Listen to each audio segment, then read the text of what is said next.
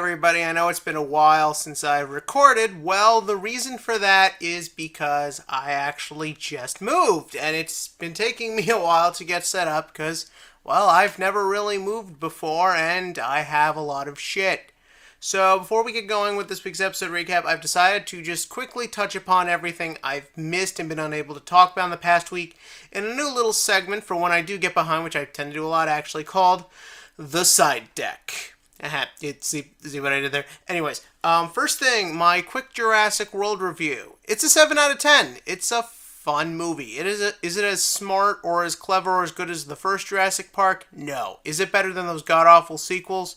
Yes. Chris Pratt and Bryce Dallas Howard, and even the two kids, make a very fun cast. The kids are even better, I think, than the kid actors from Jurassic Park. The D-Rex is a lot of fun. There's some interesting ideas the movie brings up. It is, like people said, it is a generic monster movie, and it does definitely get ridiculous, and it does become a bit too much as the film goes on. But for what it is, it's definitely a lot of fun. It's enjoyable. Go check it out, although I was kind of disappointed by the overall look of the D-Rex. Thing 2, a new, more or less, premise came out for the 2017 planned Power Rangers movie. I'm not going to read it here, go too much into it, but go check it out on schmozno.com as, well, they're fellow movie reviewers, and I want to support them. Please support me, Schmozno. And I think it's an interesting concept, because it brings up the idea that this won't be a straight-up Mighty Morphin reboot. They might looks like they'll be taking the best elements of Power Rangers and making a movie out of that, which is really the best way to do it. Take advantage of what works. Has basically been work over 20 years. This franchise has gone on and made some very good shows that people should just check out.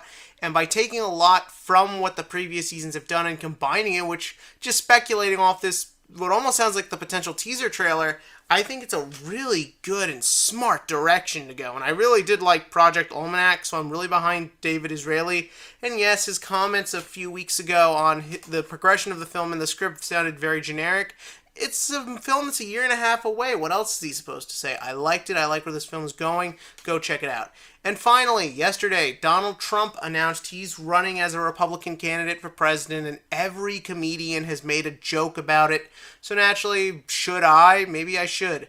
Well, I'm not. We are here to talk about Yugioh, and there's nothing I can add to this. And for those of you who don't know who Donald Trump is, he's basically this guy who says how much better he is. He runs this huge billion-dollar corporation that kind of owns everything. And he's constantly coming across as he's just got his own ulterior motives, selfish or not. And that's got nothing to do with any character from Yugioh. Yes, I just went there. So anyways, these last two episodes, 59 and 60. I loved 59. I loved the Yuya and Reira stuff, namely from the score they used. I mean, yeah, it was sort of a cheat not seeing the end of Kurosaki and Dennis's duel, but I'm sure that will go somewhere. But I just liked the score they played. I like the idea that when Reira wants to find Reiji, they start playing like a corrupted version of Reiji's score. It's a lot more mellow, it's a lot slower, it's a lot calmer, because obviously it's about the kid. And therefore, it is going to be a lot more subtle. It's going to be calmer. And it was just eerie. It was eerie because we know so little about this boy who's been around for a while now.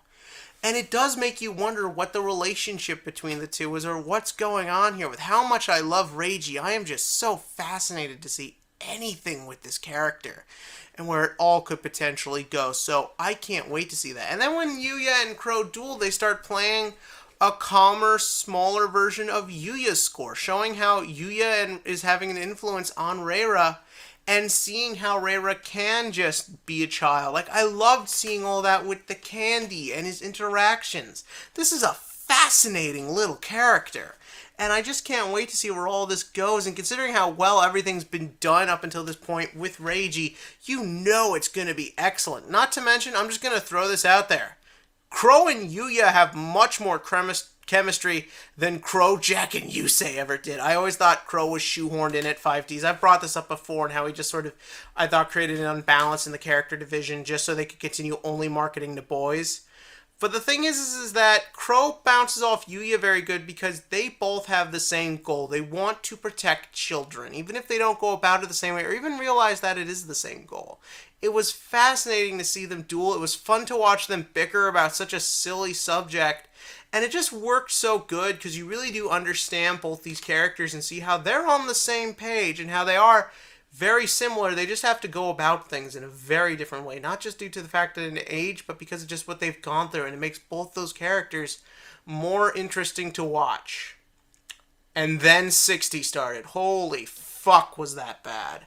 Okay, let me make this very clear. It's not terrible. It's just the fact that it's the same thing from 5Ds. It's a rehash of what we already sat through. I mean, look, I understand there are obviously a lot of new fans watching this who probably have never seen 5Ds, but for Christ's sake, the whole thing with the prison. And once again, Yugioh's got to face the big man on campus and get him on his side, which I'm sure is going to result in Yugioh facing off against the warden, who's going to be a corrupt jackass and will most likely lead to a villain who's calculating and planning, who wants to know the main character's secrets. It's the same thing. And if that's not enough, I just found the whole prison scenes goofy. I mean, yes, like I said, they want to appeal to children, but they're also trying to appeal to adults. You can't just sell one out for the other. And yes, it's hard to do both. But for Christ's sake, did they really have to go as extreme as they did? I mean, the cards, and I get it, it's obviously an allegory for how you do see prison corruption and bribery and all that stuff, and I get that. I mean, look, obviously they can't show full-on prison rape, but the thing is that I didn't think it needed to go as ridiculous and silly as it did, and it went on forever. By the time we get to the duel, which also felt really, even though we're only on turn 2, really drowned out for no reason, I just thought that it could have gone a lot faster. The episode would have run a lot smoother if you didn't even really go into it. I mean, I like the idea that the prison's corrupt. It makes him feel all that more dastardly. But I would have just liked it to get to the prison, get to the duel, get back to the plot, don't waste time with filler. And if you liked it, that's fine. I just thought it was a bit much. But hey, if you liked it, in the comment section below, give me your thoughts on everything I've talked about tonight. And as always, click to like and click to subscribe because I swear I won't get so behind again.